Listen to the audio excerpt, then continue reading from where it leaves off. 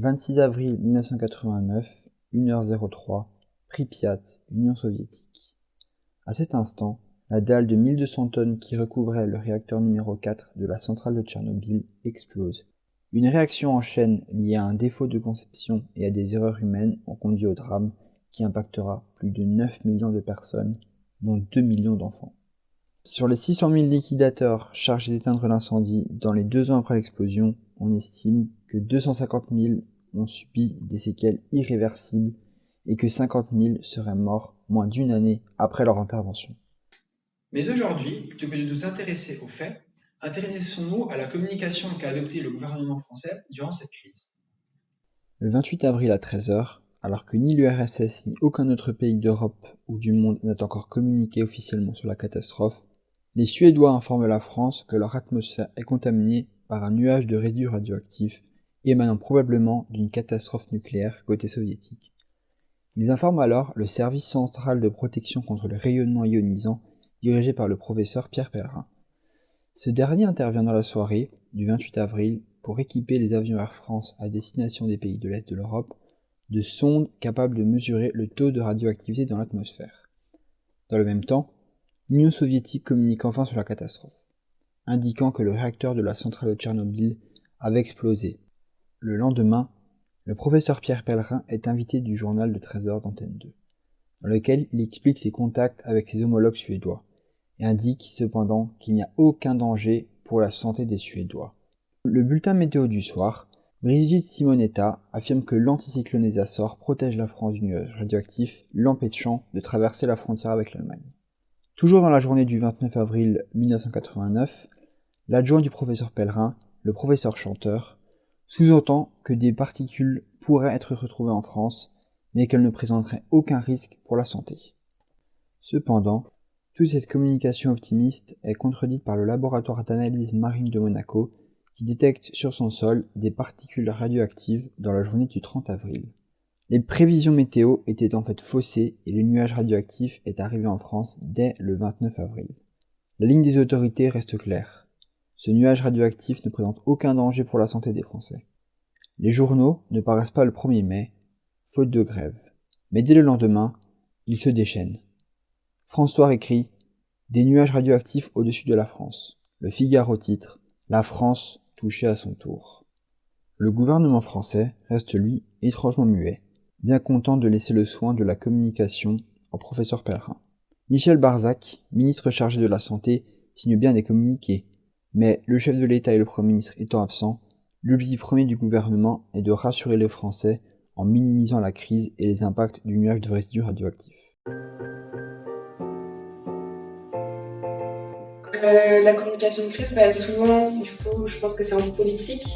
Et après, ça peut être aussi dans les entreprises, c'est quand il y a un gros problème et que du coup, les communicants doivent s'organiser pour résoudre ce problème de crise.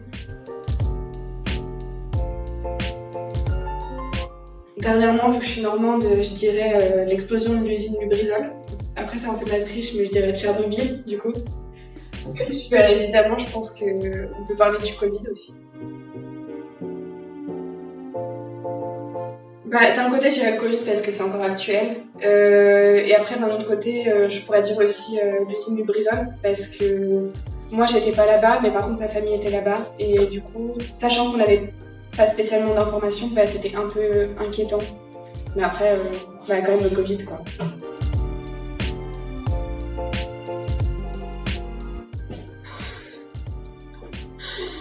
Je pense qu'une bonne communication de crise, déjà ça commence par de la prévention. Ensuite, c'est aussi de tenir informés les gens pendant la crise, mais aussi peut-être derrière, faire en sorte qu'il y ait aussi un feedback sur ce qui s'est passé pendant la crise, donc un truc après la crise.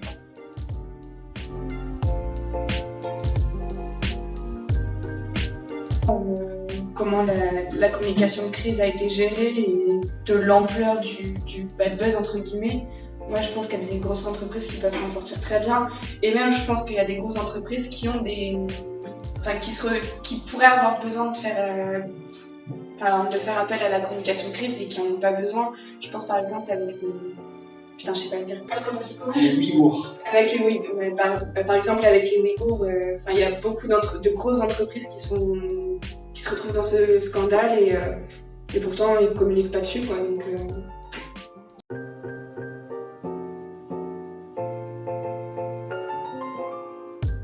en vrai, c'est compliqué à dire. Je pense qu'ils font ce qu'ils peuvent et que,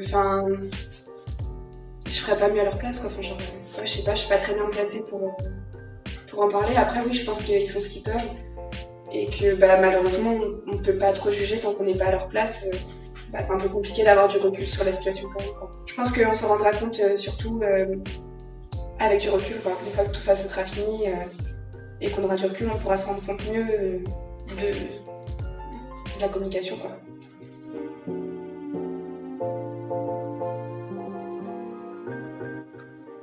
C'est eux qui relaient l'info, donc forcément, faut être diplomate avec eux, faut bien se comporter. J'en sais rien, genre, je sais pas, genre, faut pas trop leur mentir, mais un peu quand même, tu vois. Faut être en adéquation avec ta communication de crise, ceux qui vont relayer ton contenu, donc.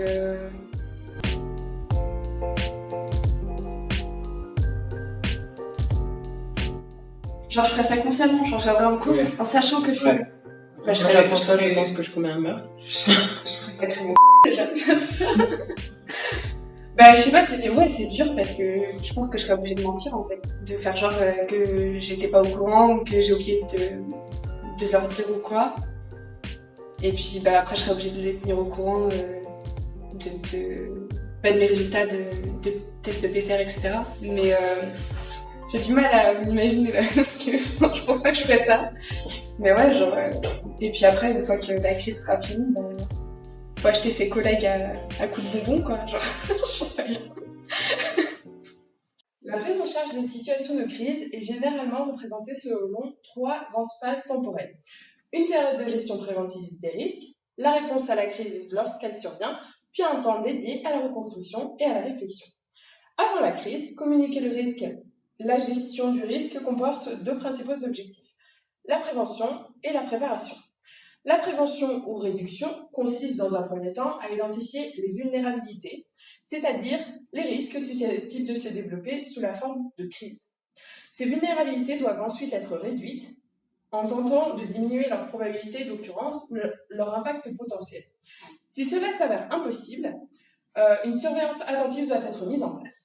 La prévention n'est pas seulement guidée par la réduction du risque, mais doit également tenir compte de 3 autres facteurs tels que l'équité, la justice, la flexibilité ou encore la capacité de résilience des personnes potentiellement affectées. Lorsque la crise est considérée comme inévitable, la gestion du risque se concentre davantage sur la préparation, qui consiste à mettre en place et à tester un plan de gestion pouvant être rapidement déployé lorsque la crise surviendra. La communication du risque désigne les échanges d'informations nécessaires à la mise en œuvre des actions de prévention et de préparation. Après la crise, reconstruire et apprendre une crise se conclut rarement de manière instantanée. Elle s'achève plus souvent par un retour progressif de la société à un fonctionnement normal, où la gestion de la crise cesse d'être une priorité. La communication post-crise vise alors à réparer les dommages, reconstruire tant les infrastructures que les liens sociaux et, le cas échéant, accompagner les victimes dans leur deuil. La communication post-crise cherche également à identifier et expliquer les conditions d'apparition de la crise. Dans ce même temps, les questions de responsabilité et avec elles les problématiques relatives à la compensation et à la réparation trouvent une nouvelle importance. Cependant, le principal objectif de la phase post-crise est l'apprentissage, permettant à l'organisation d'émerger de la crise avec une meilleure connaissance d'elle-même. En effet, c'est généralement après la crise que l'on peut évaluer l'efficacité du processus de préparation entrepris dans la phase de gestion de crise et des actions de protection mises en œuvre pour la gestion de la crise. Nous avons vu que la communication joue un rôle clé dans toutes les étapes de la gestion d'une crise.